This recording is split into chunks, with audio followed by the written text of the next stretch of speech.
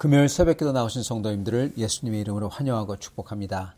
오늘 하나님 말씀은 사무엘상 5장 말씀으로서 돌이키지 않는 블레셋이라는 제목으로 전하도록 하겠습니다.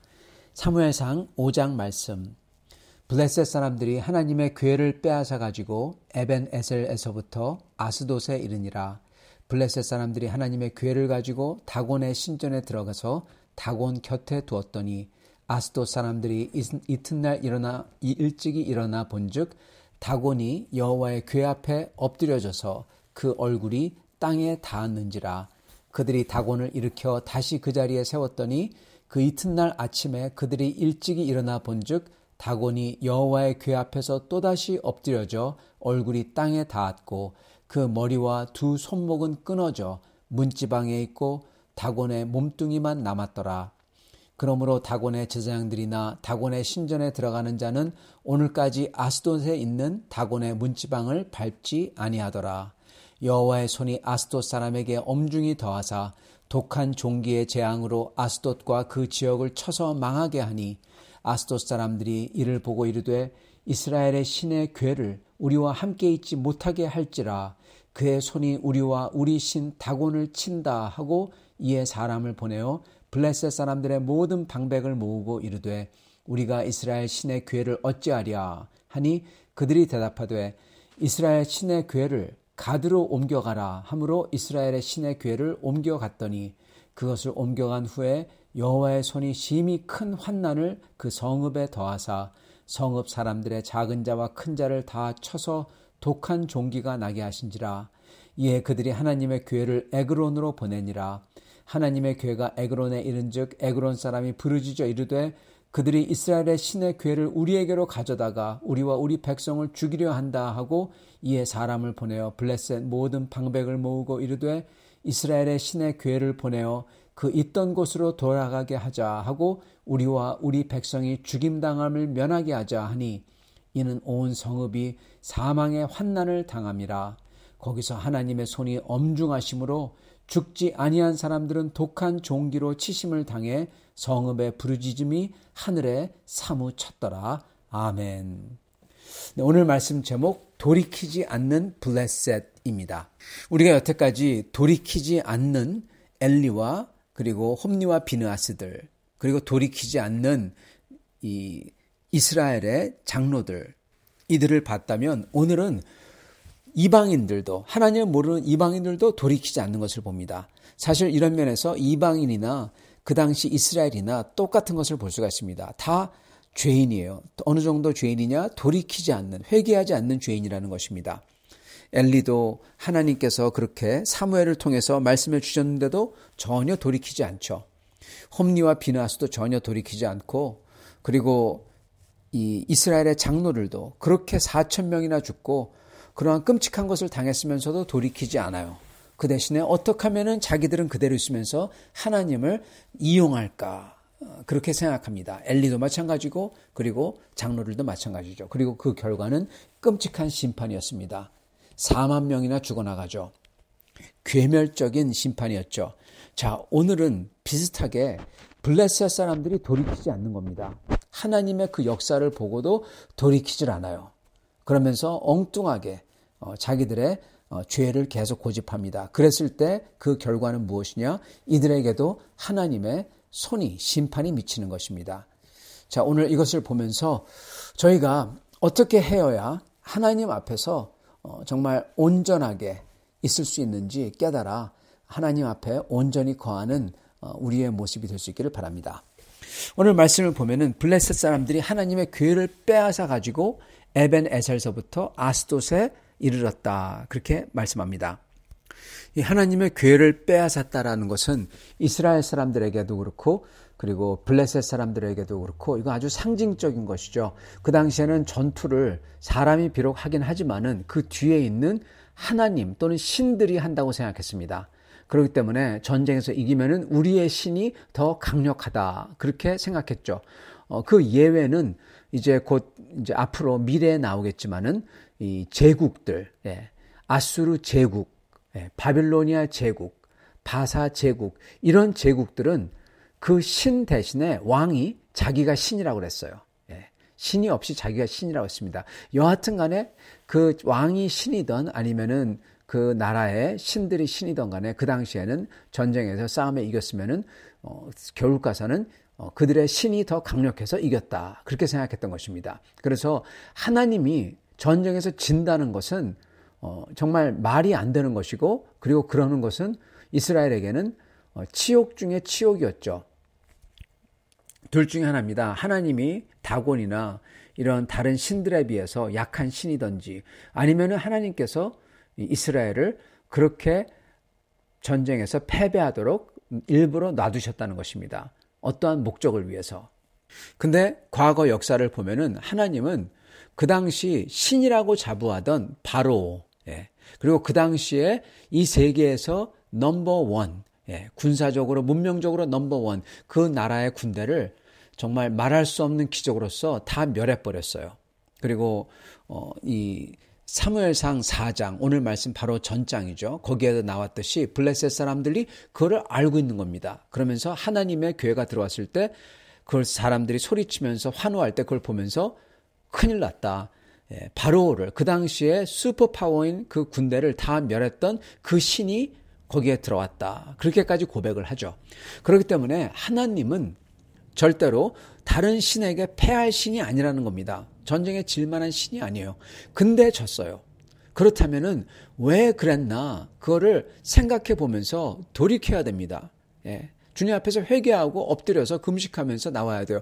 근데 장로들은, 이스라엘의 장로라고 불리는 자들은 그게 아니라 전혀 그런 걸 하지 않고 오히려 어떻게 하면 하나님을 강제로 하나님을 우리를 돕게 만들 수가 있을까. 그래서 이스라엘의 교회를, 언약궤를 자기들 앞에 가져온 거죠. 그러면서 하나님을 마치 인질을 삼은 듯이, 볼모로 삼은 듯이 해가지고 하나님 보러 우리 대신 싸워 그랬던 거고, 하나님은 안 싸워 그랬던 거고, 완전히 거기서 4만 명이나, 저번에는 3천 명이면 이번에는 10배가 넘게 다 여러분 살육당했다는 것입니다. 그래서 블레셋 사람이 그 하나님의 교회를 빼앗아 가지고 왔다. 이것은 정말 엄청난 거였죠. 블레셋 사람들도 놀랐고, 자기들은 이제 하나님을, 그리고 이 이스라엘을 완전히 지배한다. 우리의 손아귀에 있다. 이제 그 뜻인 거죠. 근데 이제 나오는 이 일련의 사건들은 그게 아니라는 것을 지금 보여주고 있는 겁니다. 첫 번째 일어난 일이 뭡니까? 먼저 다곤의 신전 앞에 갖다 놓죠. 다곤 곁에 뒀다고 그러죠. 그게 무슨 얘기냐? 다곤 앞에, 즉 다곤이 그 하나님의 교회, 여호와가 있는 임재하는 그것이죠. 다곤이 그 여호와를 다스린다, 이 뜻인 겁니다. 다곤이 여호와 싸워서 이겼다. 그래서 여호와는 다곤의 포로다, 이 뜻인 거죠. 그래서 앞에 놔뒀는데 아침에 나가보니까 다곤이 쓰러져 있어요. 정확히 어떻게 표현됐냐면 쓰러졌다고 하는 것보다도 엎드려져 얼굴이 땅에 닿았다. 이렇게 기록되어 있습니다. 여러분, 엎드려져 얼굴이 땅에 닿았다는 게 무슨 얘기입니까? 바로 왕이나 하나님 앞에 포복절도하다. 그랬을 때 엎드려가지고 얼굴을 완전히 땅에다가 대고 절하는 거죠. 바로 그 모습입니다. 그거를 뜻하고 있어요. 그냥 쓰러졌다가 아니라 정확하게 얼굴을 땅에 대고 절하고 있었다. 그 단어를, 그러한 단어를 쓰고 있는 것입니다. 즉 다곤이 하나님 앞에서 엎드려져 가지고 지금 완전히 그냥 절하면서 살려달라고 하고 있는 것입니다.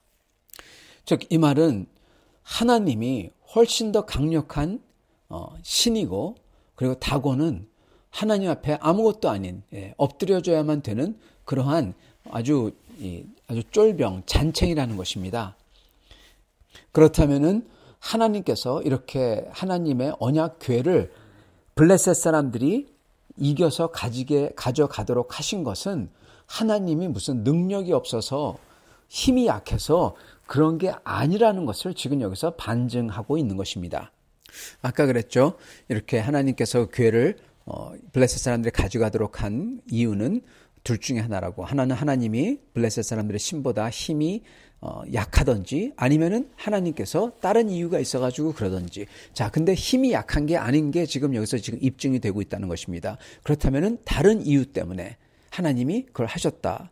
우리는 알기는 다른 이유는 바로 이스라엘이 회개하도록, 돌이켜 회개하도록 하기 위해서 이스라엘로 하여금 그렇게 3,000명이나 죽게 하시고 그랬죠. 근데도 회개하지 아니하니까 오히려 하나님을 써먹으려고 하니까 하나님이 치신 거죠. 블레셋을 사용해서. 그래서 3,000명이 아니라 이번엔 4만 명을 갖다가 다 죽여버리신 겁니다.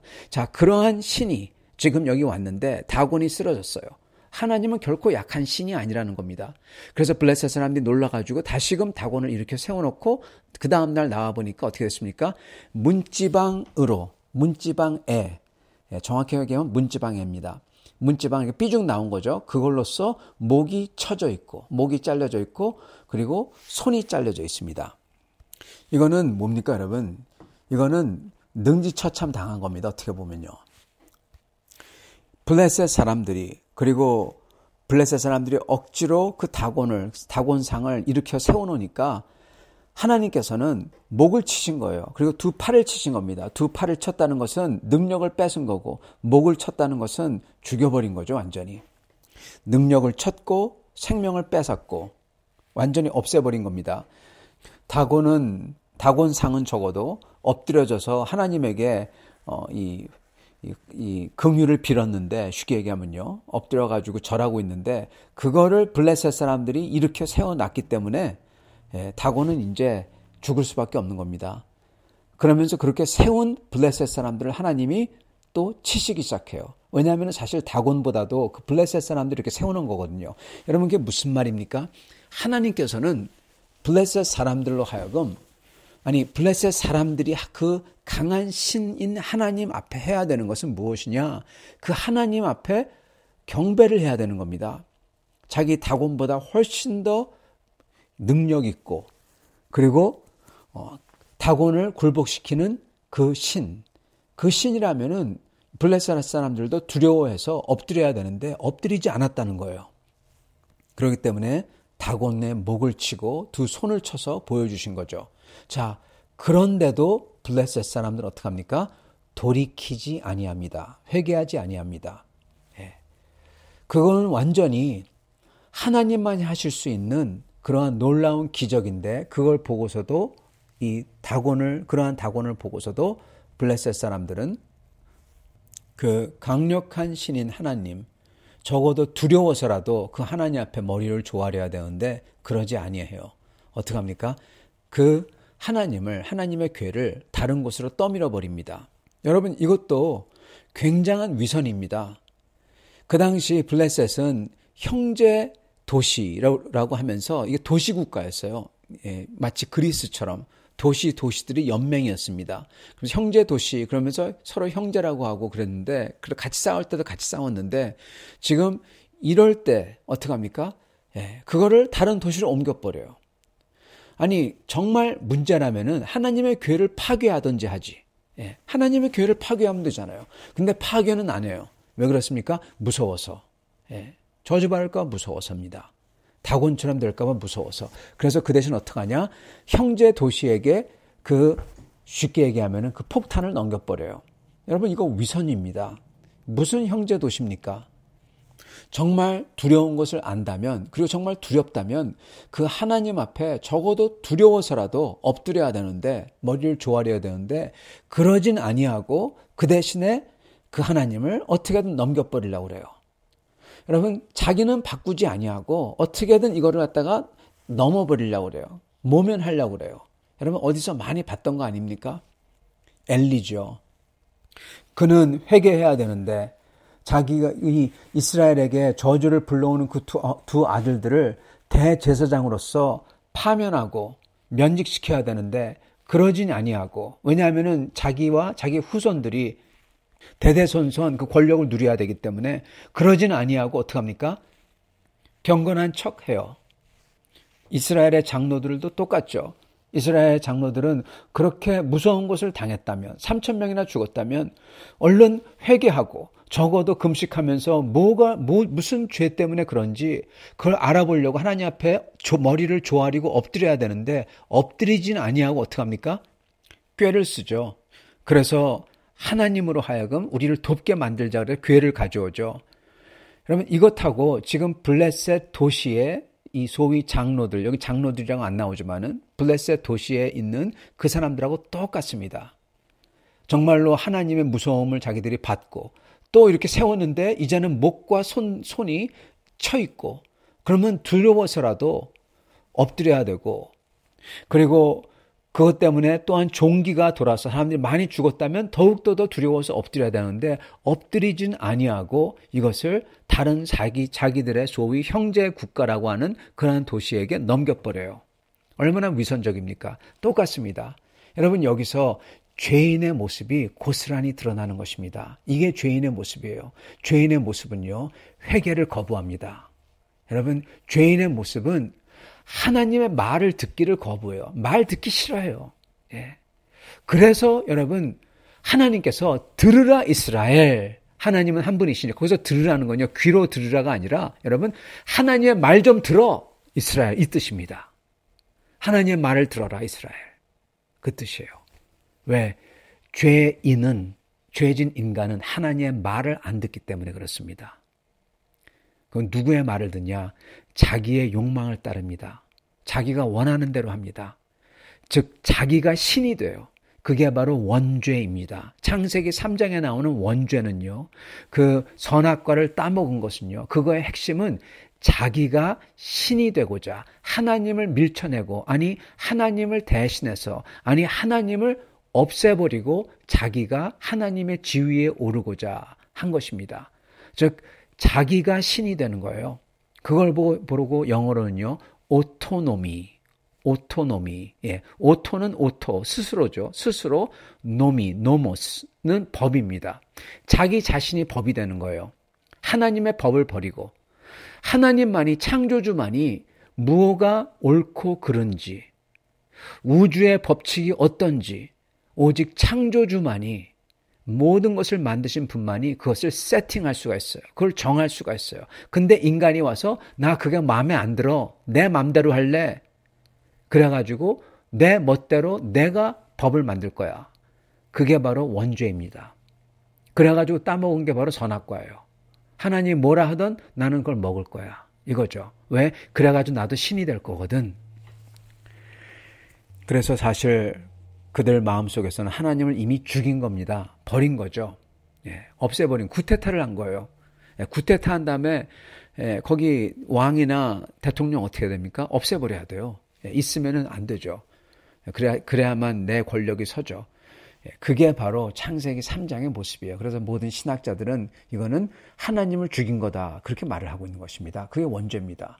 그리고 그 원죄의 모습은 오토노미. 자기가 법이 되고 자기가 자기 멋대로 하고 그리고 하나님의 법을 따르기를 거부하는 것. 순종하지 아니하고 말 안 듣고 그리고 회개를 거부하는 것입니다.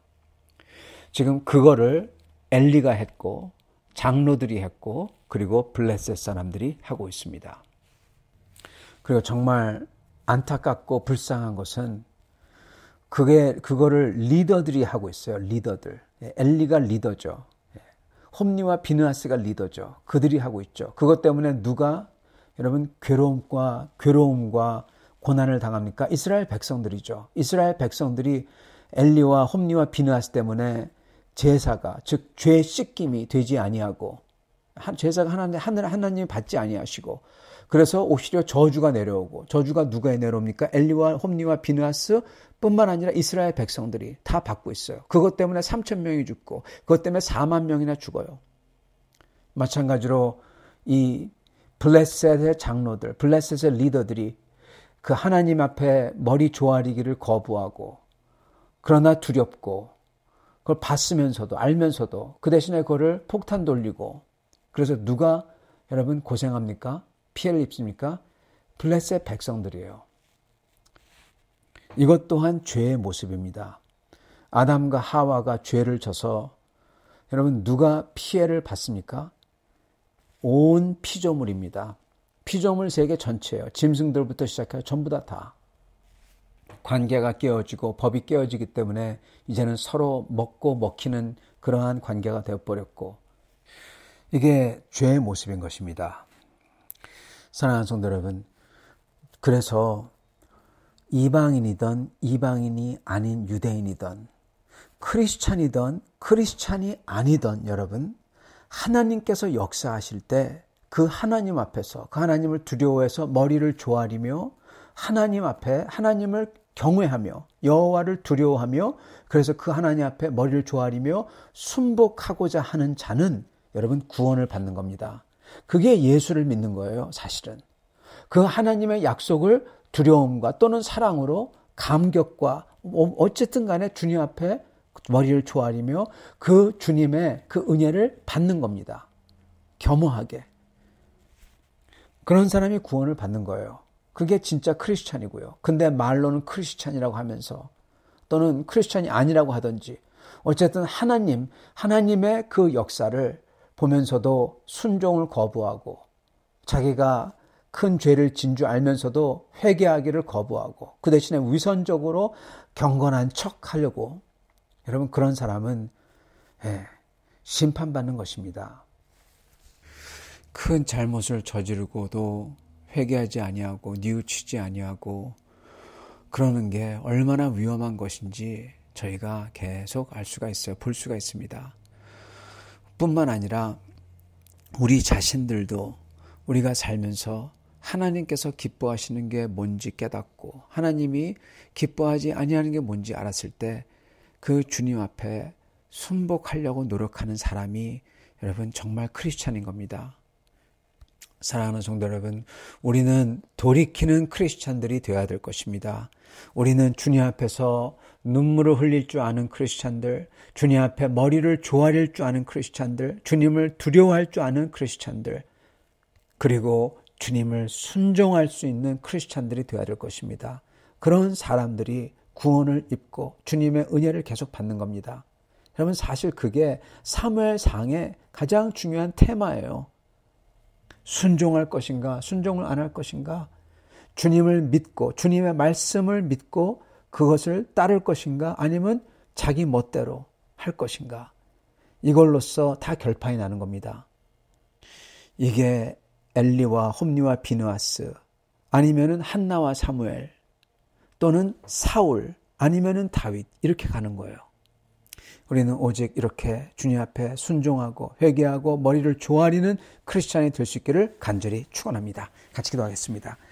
살아계신 하나님 감사와 찬양을 드립니다. 오늘 말씀을 통해서 저희에게 죄가 어떠한 모습을 띠는지 정말로 사람들이 어떻게 죄악에 들어가 있을 때 어떻게 회개를 거부하고 어떻게든 하나님을 그 회개를 거부하고 따르기를 거부하고 그러나 어떻게든 그거를 피하려고 해가지고 다른 모든 사람들에게 재앙을 내리는지 보게 됩니다.